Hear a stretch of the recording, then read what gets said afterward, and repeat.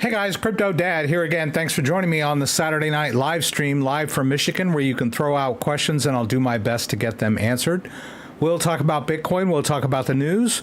We'll talk about altcoins. Going to move some crypto around for you guys. And as always, I'll do my very best to get to your questions and see if we can answer them here live.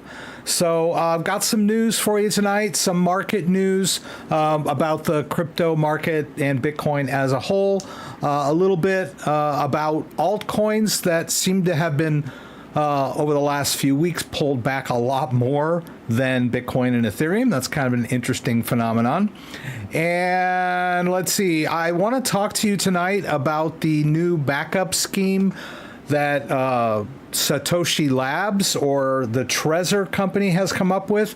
A lot better and easier to use than the previous protocol, or the one that most people use, which we call BIP39.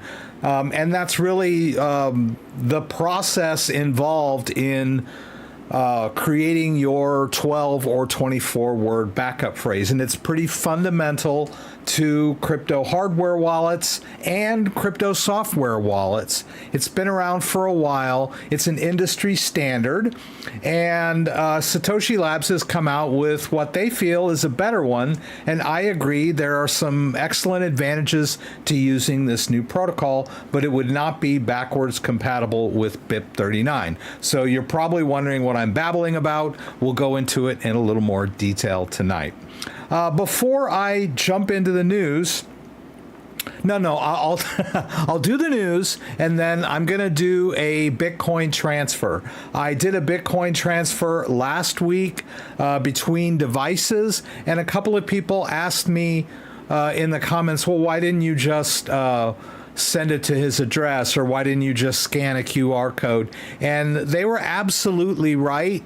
When you're transferring crypto from point A to point B, really all you need is a Bitcoin address. But the demonstration last week kind of focused on how you manage multiple devices if they're in your possession. Moving Bitcoin back and forth between the devices is difficult for people to wrap their head around. But I'm going to do another Bitcoin transfer, same scenario. I'm sending it from my wallet to Alex's wallet, and I'll show you kind of a more standard way of approaching this.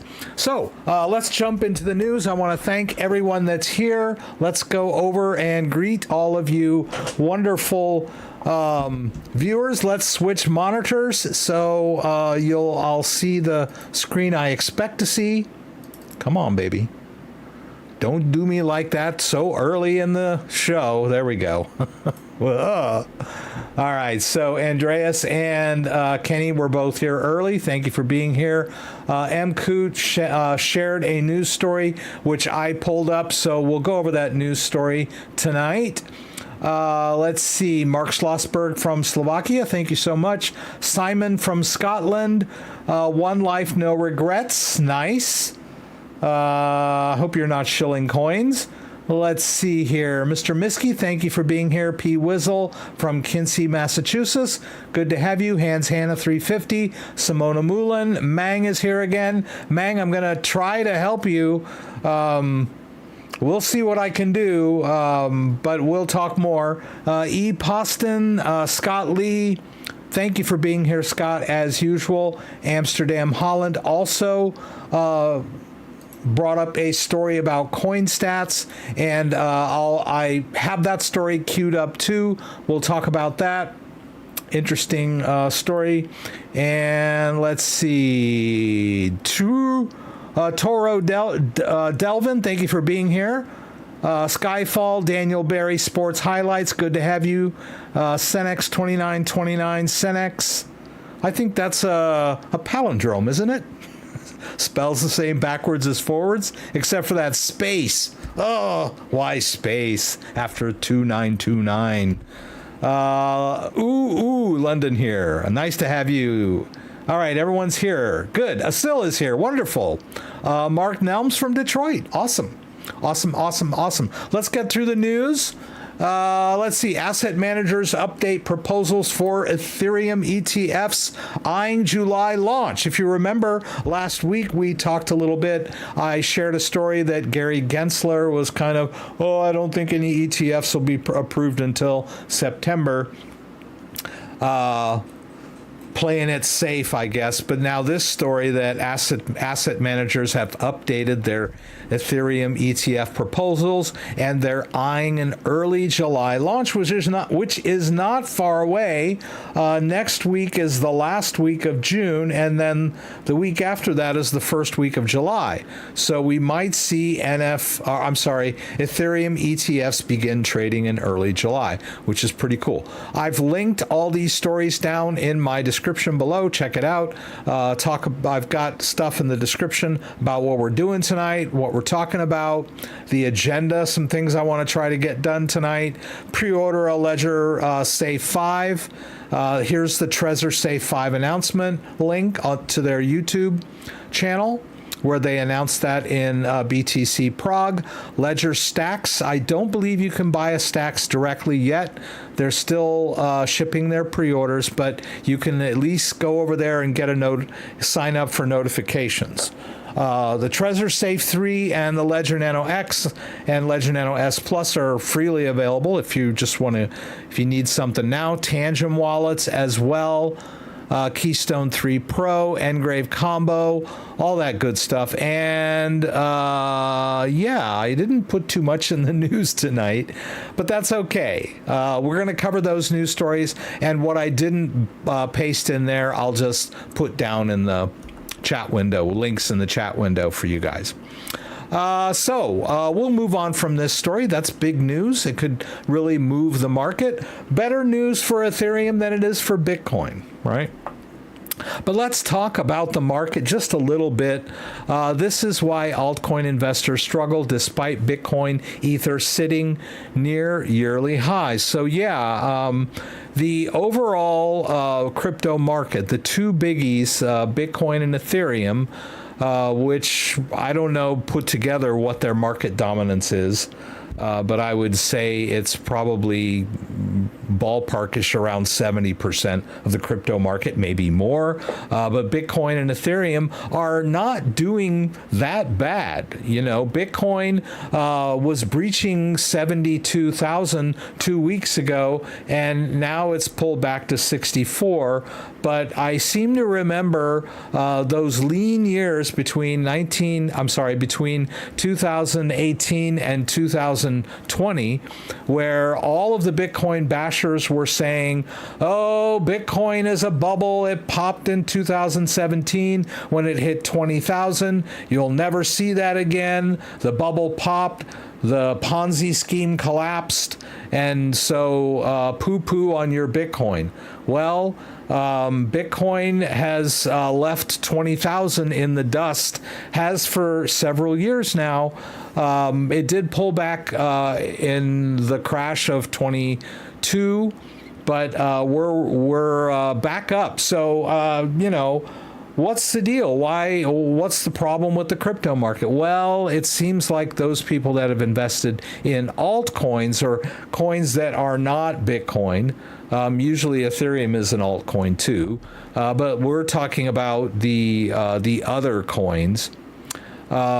Crypto majors such as Sol, AVX, APT, and SUI saw 40 to 70% corrections over the past months, weighing on altcoins sentiment. Now, they're talking about venture funds here.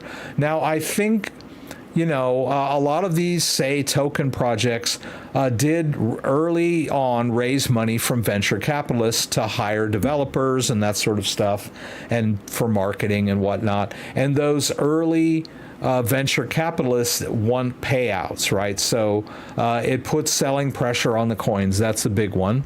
The lack of capital inflows into crypto markets, and seasonally, this June has been bad for altcoins, historically. So we're kind of down in the dumps as far as the altcoins go. but we're not seeing a huge market collapse, right? We're not seeing like Bitcoin tanking and dragging down the entire market as we've seen in the past. What we're seeing here is kind of a great decoupling of Bitcoin and altcoins, which we were always hoping for. We want coins to be able to stand on their own merits rather than just following Bitcoin up and down. So, of course, when Bitcoin pulls back, it does affect the market as a whole, and it does affect sentiment as a whole. But this article goes into some details about why the altcoin market is suffering a little more than Bitcoin and Ethereum. So it might be an interesting article if you're invested in altcoins.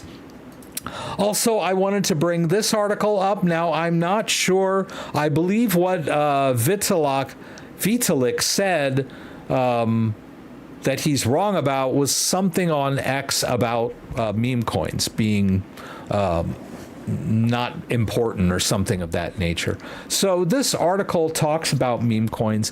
If you are familiar with any meme coins, if you're trading meme coins on Solana or on Ethereum or on Base Chain, there are a lot of meme coins out there. And over the last couple of months, let's say the last 3 or 4 months, meme coins have been the dominant sector, and they're pulling back quite a bit now, but a lot of people wonder, well, what are they good for? So this article kind of goes into it. They're easy for normal people to wrap their head around, is kind of one thing that's brought up.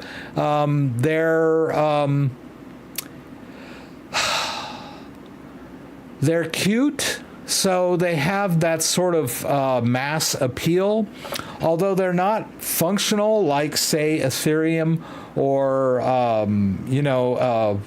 kind of an infrastructure type coin like Wormhole, like a bridge coin that has some utility or, a specific use case.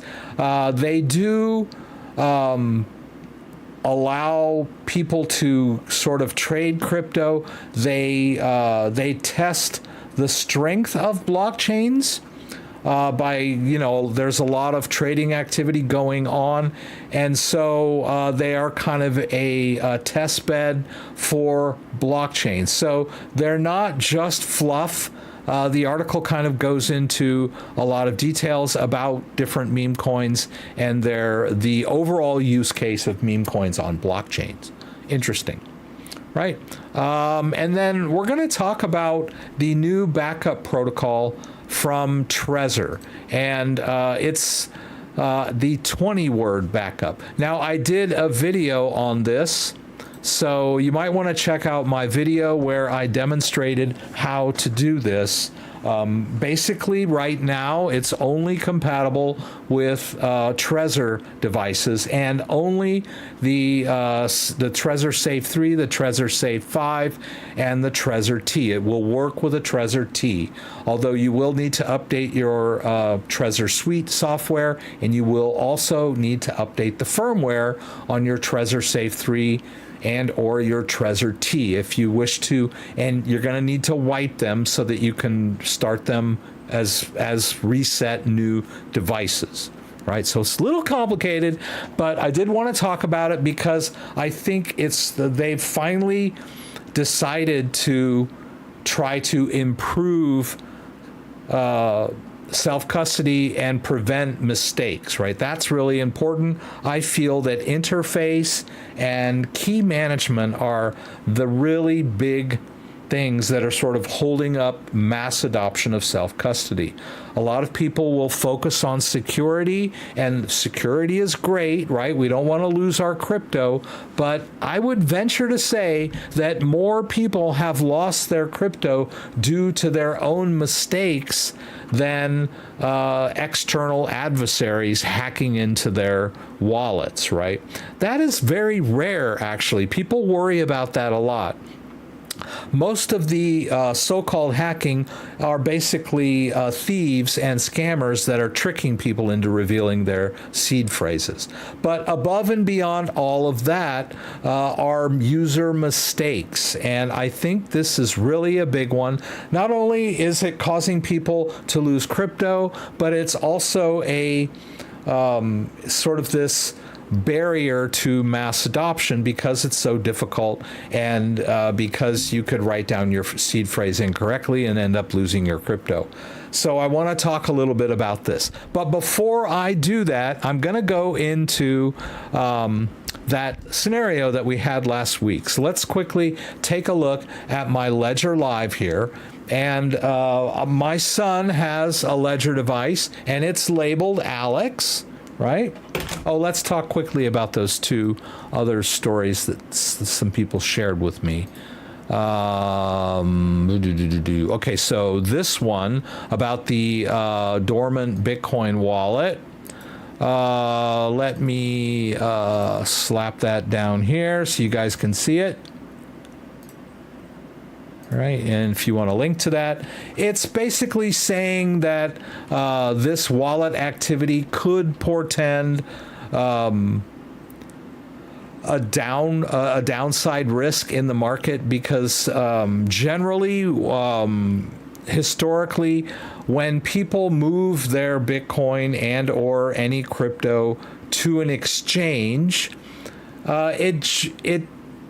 it's usually a signal that they want to sell it, right? So as if you move Bitcoin from your own wallet to an exchange, it generally means you're planning on selling it in the near future. Not always, but it's an indicator, right? And then the opposite indicator is if more people are pulling their Bitcoin or other cryptos off of exchanges onto their own wallet, that is an indicator that they're most likely going to be holding in the future. Now that's just the scenario. It's not a done deal. It doesn't always, mean for sure. But it has been an indicator. And so this article is about a dormant Bitcoin wallet that moved. I'm sorry. Wrong article. Let me get to it over here. Whoops. Let's see. Oh, come on, Rex. Here it is. Dormant wallet. Pardon me. Same site, CoinGate, so I was a little confused there. Oh, it is. Anywho. All right. So, the wallet that we talked about here, let's see. According to Bitcoin Spend, a single wallet address transferred over 25,000 Bitcoin, worth over 1.6 billion. The age of the Bitcoin. Thank you for that. I cannot even begin to pronounce your handle there, but thank you so much for your subscription, DR. Sparking speculation of a sell-off as the sentiment for upside wanes.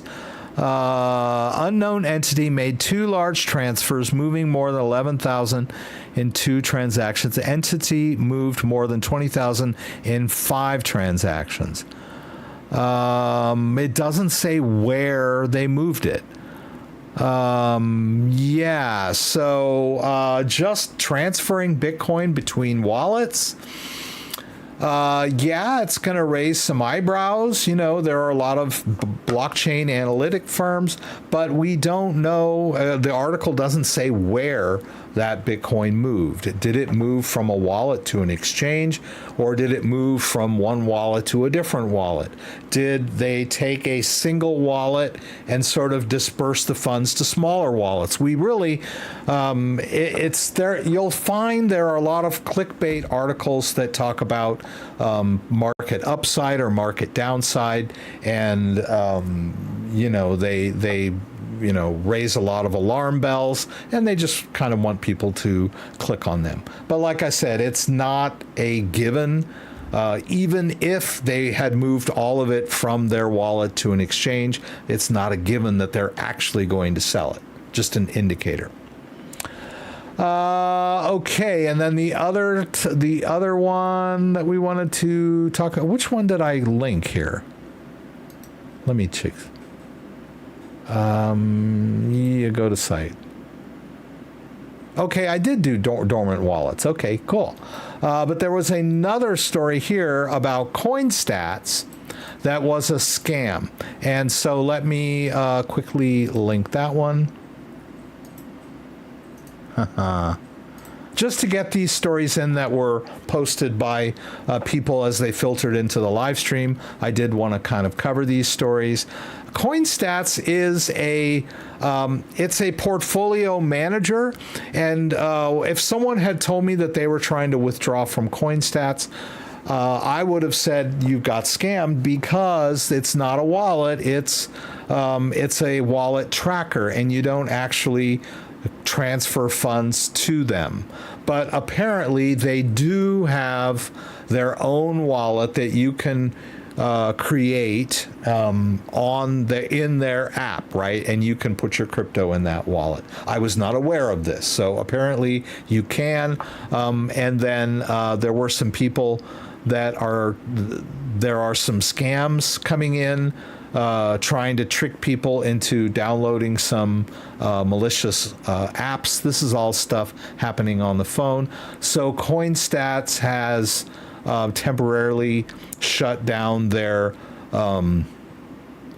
the app where you can, the part of the app that allows you to download the wallet as a precautionary measure. It looks more like a phishing scam than a wallet breach, but we'll see. There's not a whole bunch of information, but the article is here, so if you want to check it out.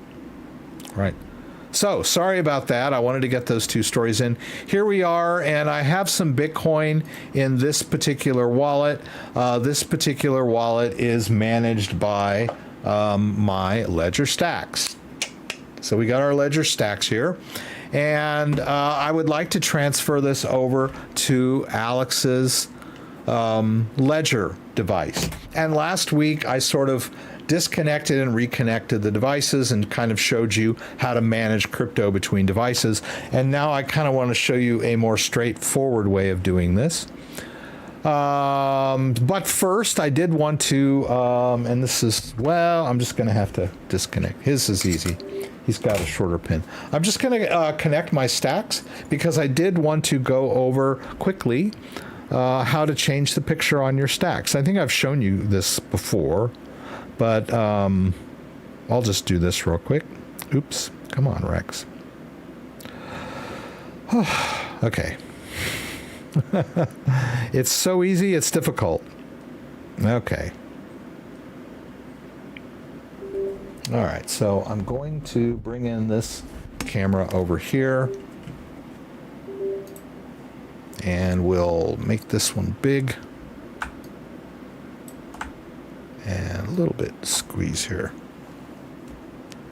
Okay. Oops, there we go. Okay. It's kind of weird. Yeah, let's get it. Sorry guys, I know this is tedious, but hey. Okay. All right, so I have my Ledger Stax here. You can see the whole thing. It would be nice. Okay. Just trying to get this. Okay. That looks good.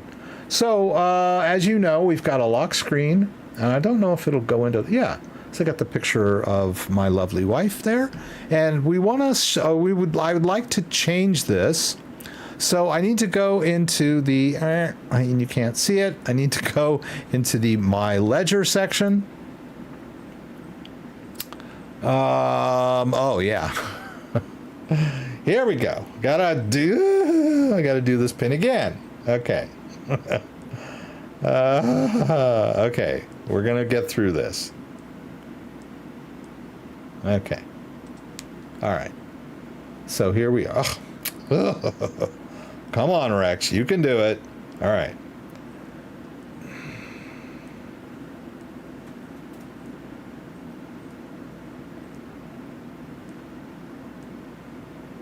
Okay.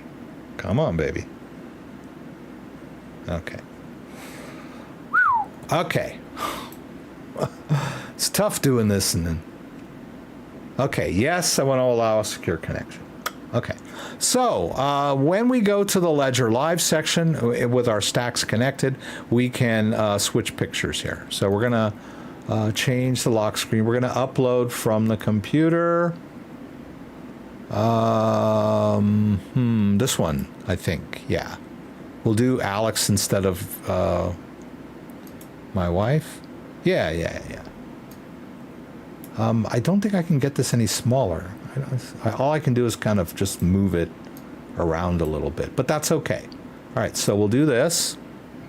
I'll keep the contrast the same. We could change it, but this default seems to work just fine.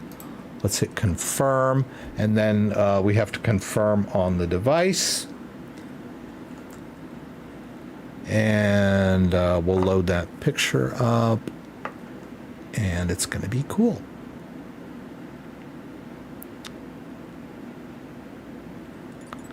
Okay, there's my son Alex. Lock screen picture set. Good, we did it. All right, and then let's just disconnect and watch it lock. No. Come on, baby, just behave. Behave. Okay, good. So there. Now. So the question that I got last week was, okay, why are you disconnecting and reconnecting devices and going through all this trouble when you could have just sent the Bitcoin directly to his Bitcoin wallet address? That was a very good point. And so I just kind of wanted to clarify that. And as I said, God dog it.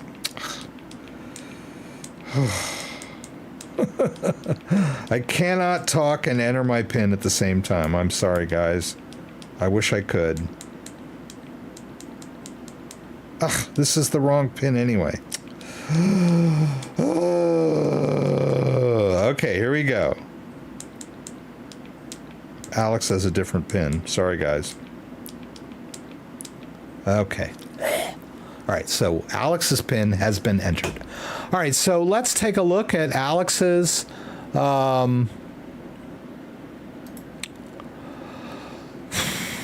Ledger Live, right? So I go into my app data folder, and then I play around with these preference folders. We're gonna make mine. I'm gonna rename mine to Rex, and then I will remove the Alex. This basically makes the Ledger Live preferences folder active, right? So anytime you launch Ledger Live, it looks in your app data roaming folder for a folder called Ledger Live, and that's where it gets its preferences. And those would be the preferences of the accounts that you set up, right? The crypto is not stored in here, just the preferences and the public information of the wallets. So let's go ahead and open Ledger Live so we can see what Alex has. All right, so basically what we're going to do is we're going to send it from my device to his device. But in tonight's case, I'm going to use the Ledger Live on my phone. And the Ledger Live on my phone is tied to, whoops, sorry. The Ledger Live on my phone is tied to my device, my Stax device. So we got to keep all this straight. It's hard enough for me to keep it straight, and I know what I'm doing, right? So I want to try to keep you guys abreast of what I'm doing here. So Wally has just asked me, can you delete the word phrase from a Ledger and or a Trezor and then put on a new word phrase on the same device? If so, can you please show how? You can basically you erase the word phrase by resetting the wallet. And basically on a Ledger, you just have to enter the seed phrase incorrectly 3 times. Now, you would let's say we have seed phrase 1, right? And my ledger is tied to it. If I reset my ledger by entering the PIN incorrectly 3 times, it will say your device has been reset, it will reboot, and then the device will be factory. It'll act like it's brand new. It'll ask me, do you want to set it up as new, or do you wish to restore from seed phrase? Well, we're not going to restore from seed phrase because you want to create a new one. So we would set it up as brand new, and then we would get seed phrase 2. We would still have access to seed phrase 1 if we wanted to restore back to that configuration, but it sounds like you just want to migrate to a new seed phrase. So what you should do before you wipe the device is make sure you have all of the crypto off of that device. Move it somewhere else so that it is an empty wallet. Then you can do a reset. Trezor is a little more difficult. You have to launch Trezor Suite, and I don't have a Trezor connected at the moment, so I can't really show you. But in Trezor Suite, there is a device section in the settings, and if you scroll all the way to the bottom, there's a factory reset option. You can't really do it on the device. I think you could, but a Trezor gives you 18 tries before it wipes the device, so it would be really tedious to try to enter a seed phrase your PIN incorrectly 18 times. But once you've reset the device to factory, then you can set it up as new, and it will ask you to write down a brand new seed phrase, and so that would be that. A little difficult to do on a live stream. But let's get this example done. All right, so Alex has Bitcoin, and I would like to send some Bitcoin here. So we want to receive, and we want to do the,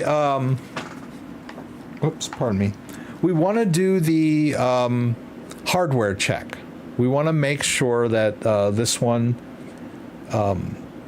we should always do the hardware check. It's best practice. Ugh, come on, Rex. Okay.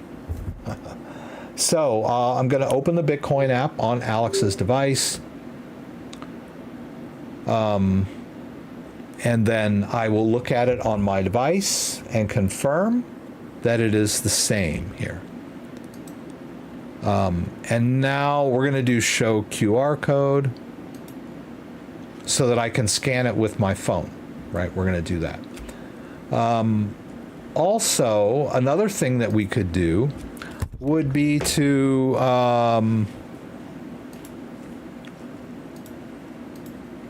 I've got a little text phrase here, a text file here. I could copy this address into my clipboard and just put it in a text file and save it. And I could use this address to send Bitcoin to Alex whenever I want to send Bitcoin to Alex. Easy peasy, right? Now, a Bitcoin wallet, each time you send Bitcoin in, will automatically generate a new sending address each time, which improves privacy. But you can just keep sending over and over to the same address if you want to. So that's another solution to this problem. Or it's not a problem, just another way to do this, right? So let me go to my Bitcoin account here on my phone.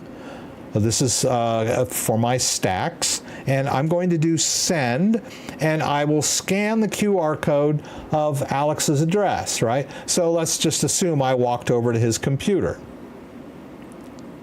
All right, now let's go over. Let's see if I can do this. Yeah, let's go over here.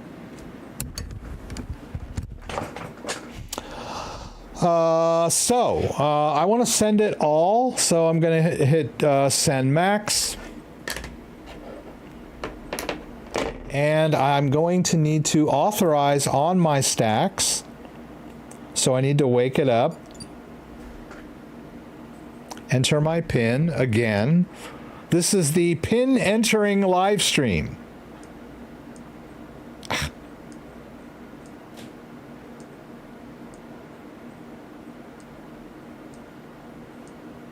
Okay. Woohoo. All right.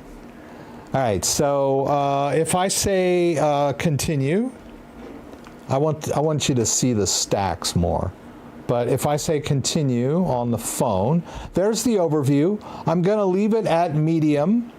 How much? It doesn't. I can't see the blockchain fees, but it doesn't look like it's that bad. Looks like maybe it's $2 or $3. So we'll go with that. Let's hit continue. Now it's going to connect to my Stax, right? So it says open Bitcoin app. We hit OK. Whoops, what? Oh, come on now. Let's try that again. Okay, there we go. All right. The Stax is processing. All right. So here's our Stax. I love like holding this thing like this. So we'll tap. There's the Bitcoin address. Tap again. There's the fees. Tap again. We're going to sign by hold and sign, and off it goes. Very easy to use this device. It's an excellent little interface. I was listening to an interview of Ledger CEO and Ian Rogers, who I forget what his title is, CXO. He's in charge of customer-facing issues, the marketing, head of marketing, I think. I hope I'm not. But anyway, the interviewer, and I can't remember his name, I'll see if I can get a link to that, was saying he felt that the Stax is the greatest interface he's ever seen on a crypto hardware wallet. And I agree. I think it's an excellent interface. All right, so I sent this Bitcoin. Yeah, it was $4. It's not fully confirmed yet. But yeah, I mean, that's how you send Bitcoin from one device to another without having to disconnect and reconnect or whatever. But, you know, and I did the hardware check on Alex's end. We don't have to do that technically every single time. You know, we can just go over to Alex's computer and pull up his QR code. Especially in Alex's case, because he only has one Bitcoin account and one device. So, and I manage it myself. I know that it's the only device, the only account associated with his device. But the reason I say it's always best practice to do the hardware check, even on a receive, is because things get messed up. People do weird stuff. They reset their ledgers, and then their accounts don't match their device anymore, and they're dropping crypto in there thinking that they have access to it, and then when it comes time to move it, they get an error message because they've done something weird. So it's always best practice when you're doing the receive that you verify that that account is matched to that device. If when you're doing the receive, you get an error message and you're like, okay, good. Now I know not to send Bitcoin in there until I get this straightened out. Don't wait until you've been dropping Bitcoin in there every month for the last 3 years to find out that, oops, I reset my device at one point. This account is no longer tied to the current configuration of the device. I know that's a mouthful, but always do your hardware check, please. If you try to send, it just won't work, period, right? But right, I mean, you don't have to do the hardware check every time. You can hit receive and then just say you don't have your device and get the address, right? Easy peasy, right? But make sure you know what you're doing. Don't just willy-nilly be dumping Bitcoin or whatever into an account that you're not sure about, right? If you're not sure, then do the hardware check. All right, so let me get caught up here. I have a Model T. Do I need to upgrade to the new Safe 5? Well, you don't need to. The Trezor T is an open architecture device. It is susceptible to tampering attacks, but please don't freak out when I say that, because the attacker would need physical possession of your device. So this would only apply if someone breaks into your house and steals your Trezor. Most people that break into your house probably looking for, the silver candlesticks and whatever. They're not usually crypto experts. So it would have to be a very strange, series of events where somebody that knew you had a Trezor T and broke in and had the expertise to crack in this thing. So basically what I'm trying to say is, no, you don't need to upgrade your Trezor T if it's working just fine for you. But I did mention earlier that I think it's very important that crypto becomes easier to use. So we've got the Ledger Stax, and we have the new Trezor Safe 5 with a much improved interface.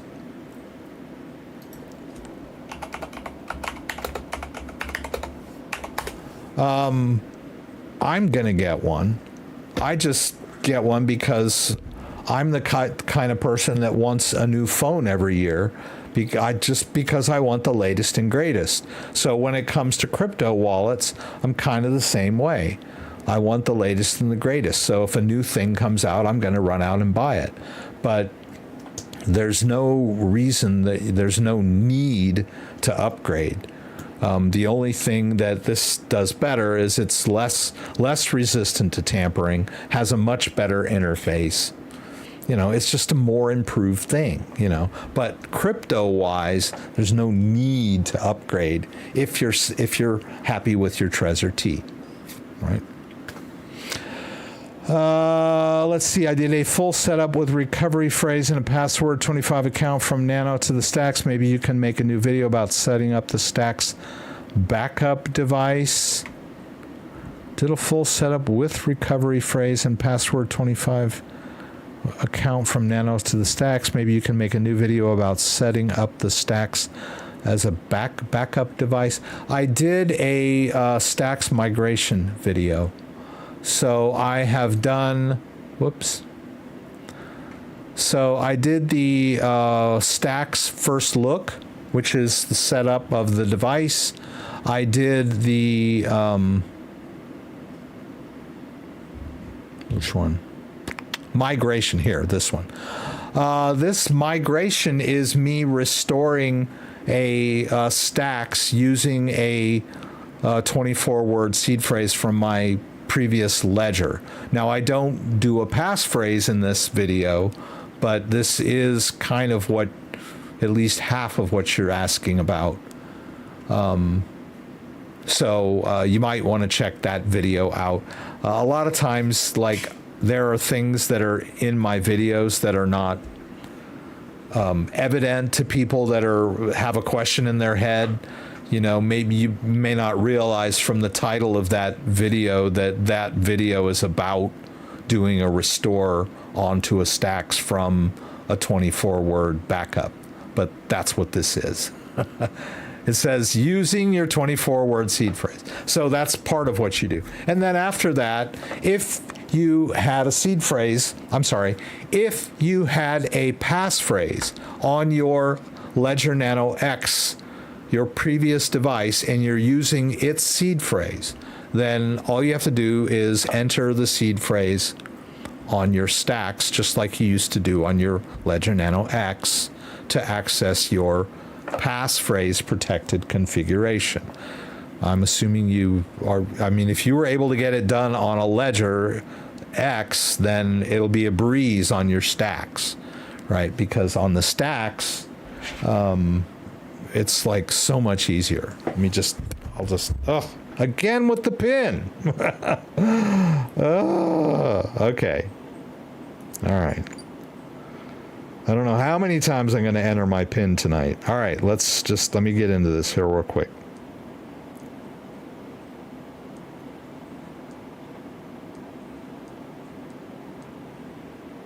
Okay. And normally it wouldn't go to sleep, but I'm plugging in and unplugging, and that's part of why it keeps. I have to keep entering my PIN. But let me turn this off here real quick. There we go. Yeah. If you go into the settings on the Stax, let's say we just restored from your Ledger device that had a passphrase, then basically you just go into the advanced section and set your passphrase just like you did before. I don't know if you did a pin attachment or the temporary, but the passphrase will be cleared off. Well, yeah, we get that.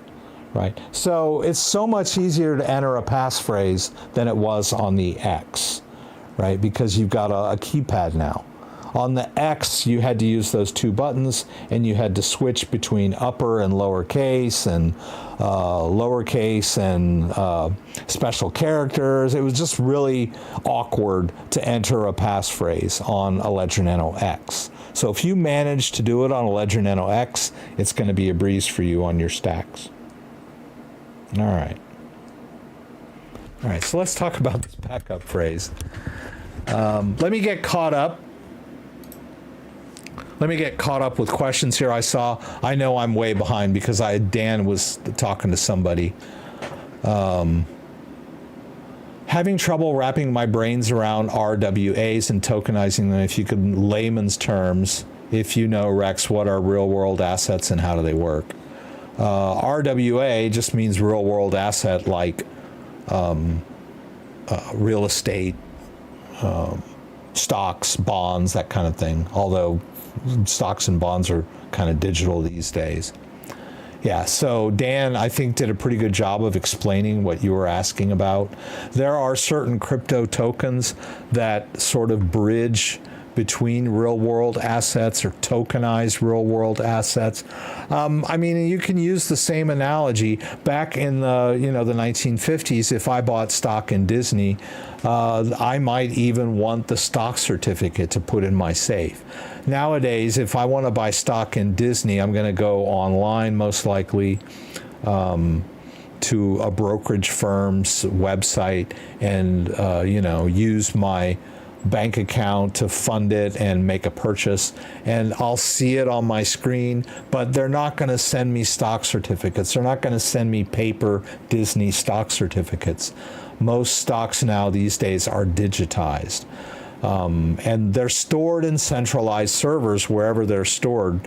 So the blockchain-based real-world asset is just another form of that using blockchain, which is much more cryptographically verifiable, right? And that's kind of what they're talking about.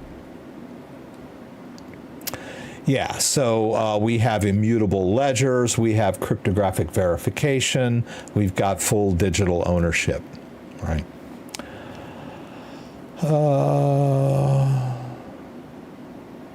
I'm not sure what you mean by REIT there. Maybe I don't know enough about real world assets. Okay. What other wallets are compatible with other wallets? Wallets don't need to be compatible with each other. Your currency is on the blockchain. The BIP39 protocol, which we were talking about earlier, is an industry standard for backing up a wallet. And there is a bit of inter-wallet compatibility in this sense, although it's really not best practice to take. Let's say I have a Ledger device with a backup phrase, and I want to restore that onto a Trezor. I can do that, but it's not really best practice. The two companies treat the backup phrase derivation path slightly different. But it does come in handy in situations where, say, I've lost my seed phrase, or let's say my ledger is damaged and I don't have a backup, and I really need access to my crypto, but I do have my seed phrase. It is possible to restore using an alternate wallet, like, say, Trust Wallet, which is normally is a really bad idea. You don't want to take a secure wallet and use the seed phrase to restore onto a less secure wallet like Trust Wallet, which is a foam-based wallet. But in a pinch, you can do it because of the interoperability of the BIP39 protocol. So let's say I just needed to, I was about to make some real estate deal and I was 30 grand short and I was planning on using my Bitcoin, and my device got damaged and I couldn't use it. I could do a quick restore to an alternate wallet, even a hot wallet, and then once I had access to the crypto, could transfer it wherever I needed to transfer it so that I could sell to get my 30 grand, or if maybe the real estate deal was going to accept the Bitcoin, I don't know, but wherever I needed to send that Bitcoin, it could be done. And then I could delete that hot wallet. So it's kind of a weird use case right there, but there is some, there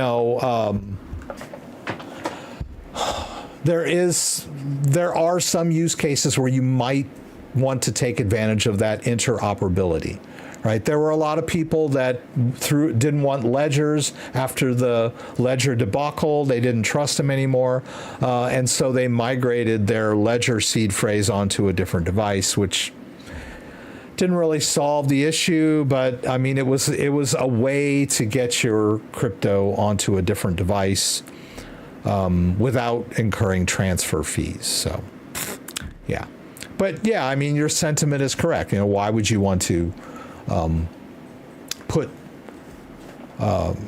your cryptos on the blockchain? Whatever wallet has it is not really that important, but it's just kind of a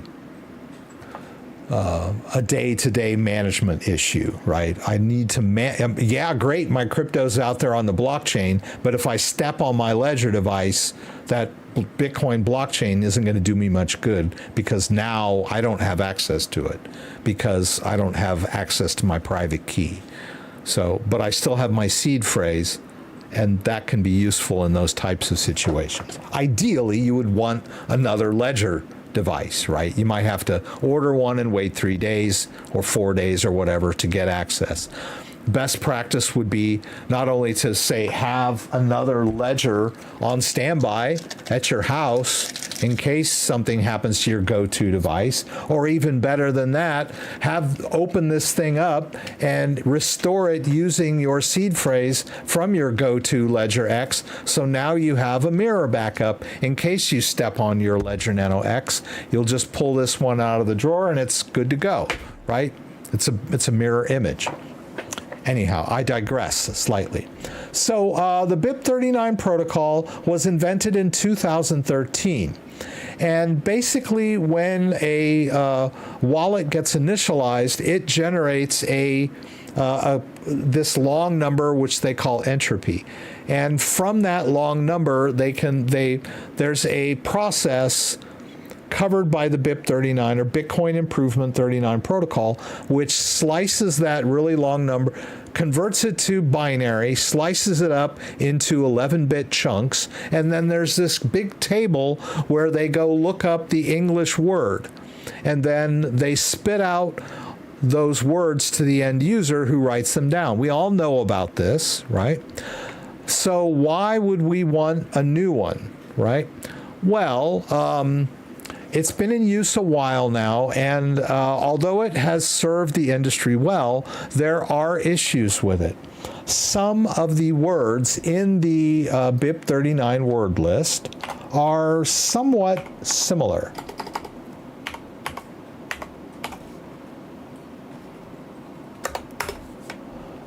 And people have been known...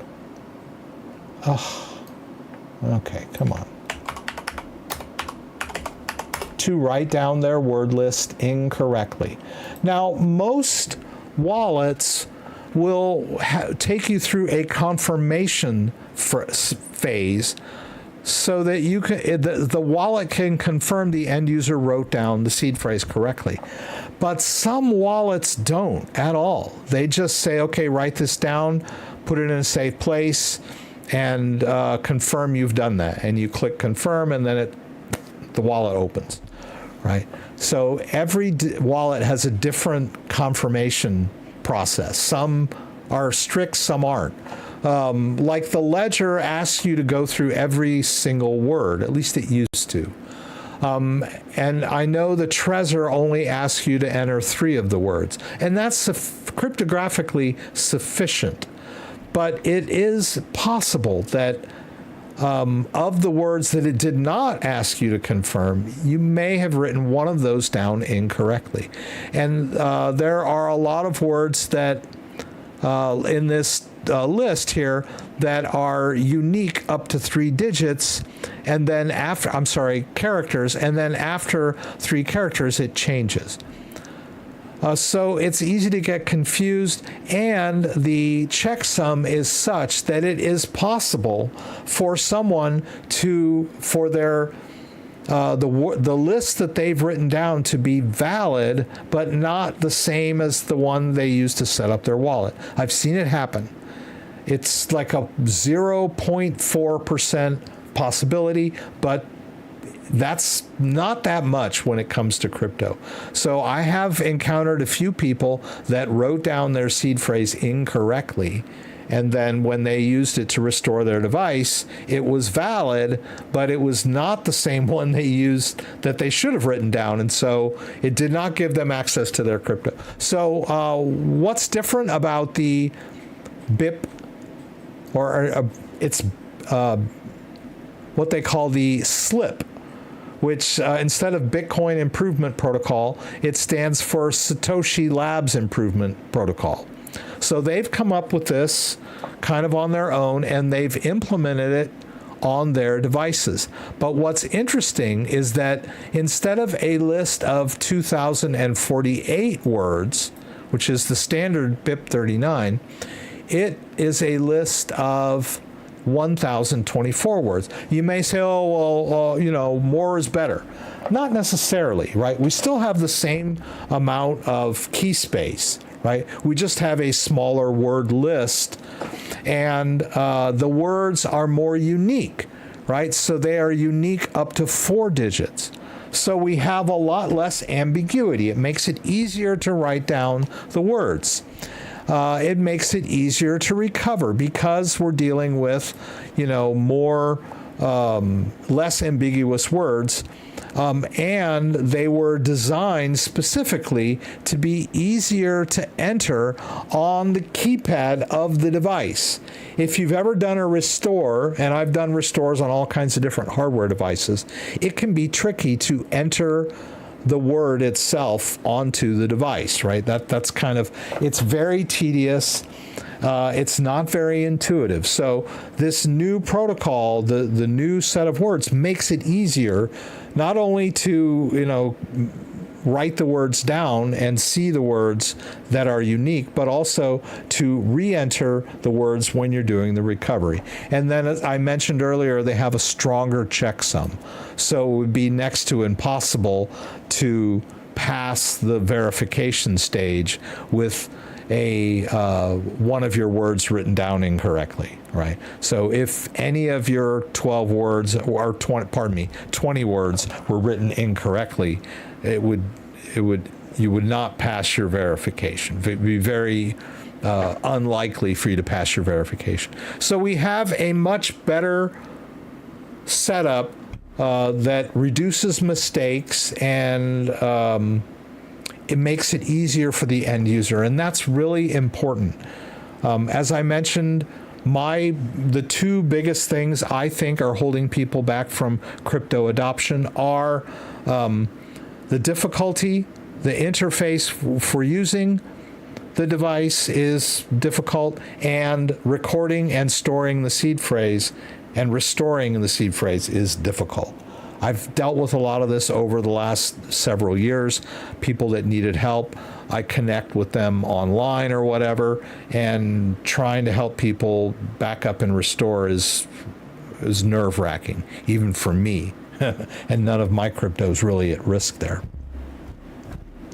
So if you want to get a much better overview of what I'm talking about, I would encourage you to check out my latest video about Trezor's new SLIP 39 20-word backup.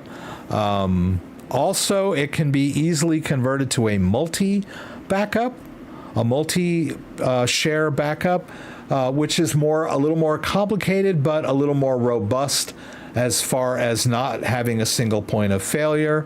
If you lose one or two, so let's say you use a 7 set, you can afford to lose one or two. You could even afford to have someone stumble upon one of those shares and not have access to your crypto. So I'll go more into the multi-share part of this new protocol, maybe in another standalone video and some more live streams, but I did just kind of want to talk about this. I thought it's a very important step, right? You all know what Ledger's solution to the managing the private key screw-ups is, and that's their recovery service. And a lot of people don't like the recovery service. They feel it's a vulnerability, but it's sort of like, Ledger was getting tired of people calling them that had screwed up or lost their seed phrase and were now blaming Ledger for the fact that they had lost a bunch of crypto. And Ledger was like, hey, this is self-custody. We can't help you. And so they got tired of having to say that. And so they said, look, what if we could figure out a way cryptographically to allow the end user to back up their private key without the human error coming into play, right? The whole writing and, all that. So that was Ledger's solution.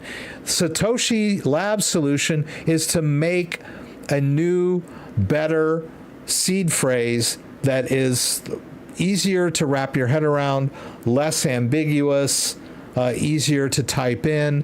So they've taken a different tack, and it's more akin to to the spirit of self-custody, right? They're just making the backup and management of the seed phrase easier and better, so to speak.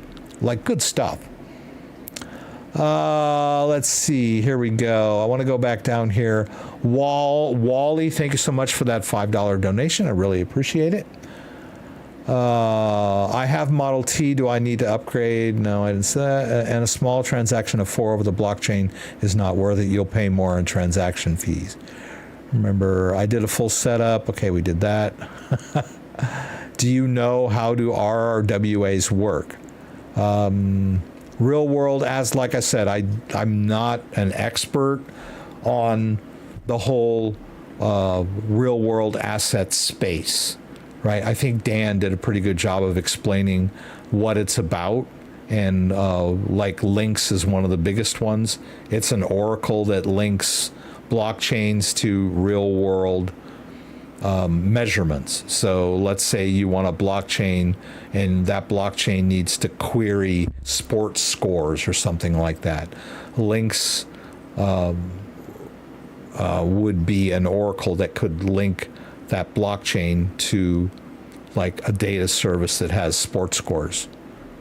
Not links, pardon me. It's a chain link, chain link. Right. You have to plug Stax in the computer. No, you don't. You saw me earlier. If you check earlier, I did a Stax transaction with the Bluetooth, right?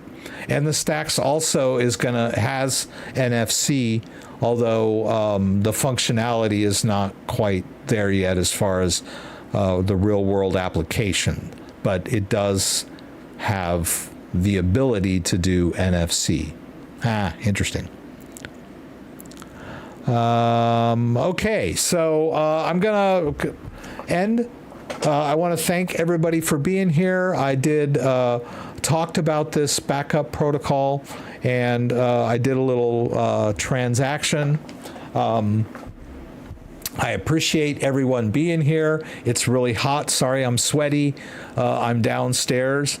and I have a fan in this room, but it's a little loud, so and it would be behind my green screen, so it wouldn't have done me much good to have my fan on.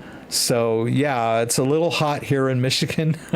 So I'm going to go sit outside and enjoy the evening. I will not be here next week, guys. We're going out of town. I might broadcast from my laptop, but I'm not sure where exactly we're going to be Saturday night. I think we'll be in Niagara Falls that night. I'm not sure how good the Wi-Fi will be wherever we're going to be staying, but we're going to, I might jump in on next Saturday, but I'm not planning a full-blown live stream next week because we'll be out of town. And so let's see. I want to thank Dan for being here, as always. Thank you, Dan. Yeah, my wife said also that the heat wave is going to end Sunday. So I think tomorrow we'll be in better shape. It's been really hot here lately in Michigan. Dan, thank you so much for your very detailed answers. Thank you, JDO. I don't see if you were in or not, but even if you weren't, thank you for everything you do. He was here last week and I missed him, and then at the end when I was thanking people, I saw him. Oh, hey. So thank you everyone that joined. Kenny, as always, thank you for being early. Thank you for the news. Thank you, Andreas, for showing up in person. I appreciate it. Thank you, Scott, for being here. Always happy to see Scott. Thank you, Asil, for being here. Thank you so much for that donation that came from Wuali. I hope I answered your question. And if I will not be here next week, but I might, right? But for sure, every other Saturday, 6 p.m. Eastern Standard Time, join me for the live stream from Michigan. I'm also planning on going down to Nashville for the BTC Nashville at the end of July. So that's going to be fun. I'm planning on doing some, maybe talking to some of the guys from Ledger, and maybe some live streaming from my phone down there. We'll see how that goes, but it's going to be fun. And if you like this video, give me a thumbs up. If you'd like to subscribe to my channel, I would appreciate it. When you subscribe, there's a little bell that you can click that will allow you to be alerted whenever I post new content. Once again, thanks for joining me, and hope to see you again soon.